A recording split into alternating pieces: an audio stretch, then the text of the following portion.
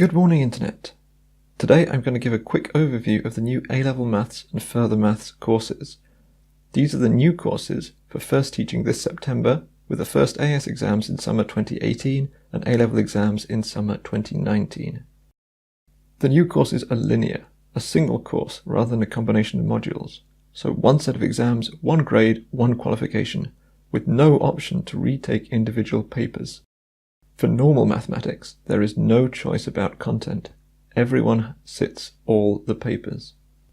AS Maths is designed to be taught in 1 year with 2 exams at the end, and then A-Level Maths is designed to be taught over 2 years, or 1 year if it's doubled up with Further Maths, with all 3 exams taken together at the end.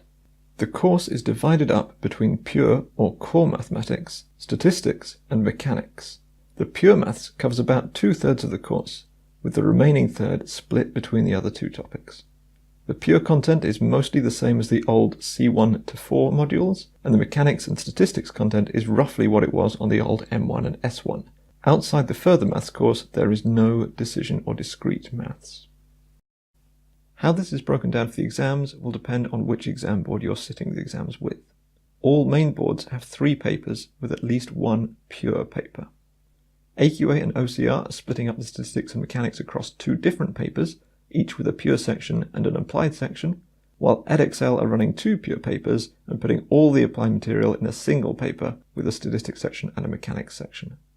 The syllabus content is the same across all 3 boards, almost word for word copied from the government specification. This does mean that there are some changes from the old courses. There is some completely new content and some stuff that used to be on just some boards. For example, statistical hypothesis testing was on the old AQA S1, but not on the Edexcel S1. So if you're revising this topic for the new Edexcel A-Level, you may need to look at past questions from other boards or from different A-Level modules. A quick note on WJEC. They're still doing a unit-based qualification, with 2 papers at AS and then 2 more papers on top of that for the full A-Level. At both levels, there's a longer pure paper and a shorter applied paper. Each individual paper can be resat once, and after that everything has to be taken again. With Further Maths, things get a bit more complex as we'd expect, with more choice and more differences between the boards. Further Maths courses are designed to be taught either in 1 year at double time, so A-Level Maths exams at the end of 1 year, Further Maths at the end of the second, or taught over 2 years alongside the normal maths with all the exams at the end. Each board has 2 mandatory pure papers and then a choice for the rest, but the options and weightings differ. AQA has 3 papers, each a third of the course. The first 2 are mandatory, covering the pure or core maths, and the third comes with 3 options, of which you choose 2, so either discrete and statistics, statistics and mechanics, or mechanics and discrete. In the exam, you get 2 of the 3 booklets. Edexcel has the most options. 4 papers in total, each a quarter of the course. 2 mandatory core pure papers, each covering all the pure content. For the other 2 papers, there are 10 different combinations available, with 2 papers in each of Further Pure, Further Statistics, Further Mechanics, and Decision. Students can take paper 1 in 2 of these, or both papers in 1 of the topics. OCR is also going with 4 papers, a quarter of the marks each, 2 mandatory pure core papers, and then a choice of 2 from Statistics, Mechanics, Discrete, and additional pure. WJEC still splits up the course into AS and A-Level papers, as with the normal maths. It has 3 mandatory AS level papers, Further Pure A, Further Statistics A, Further Mechanics A, equally weighted.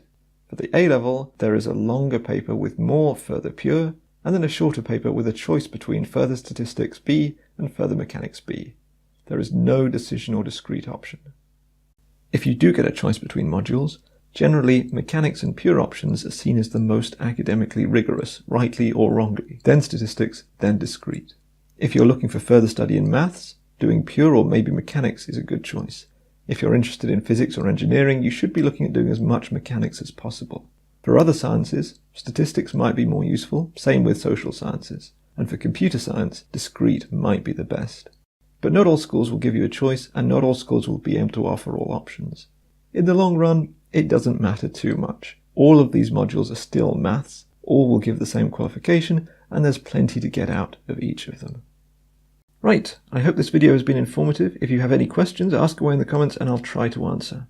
Good luck if you're taking any of these courses, and do let me know what sort of content you think might be useful for you over the coming year.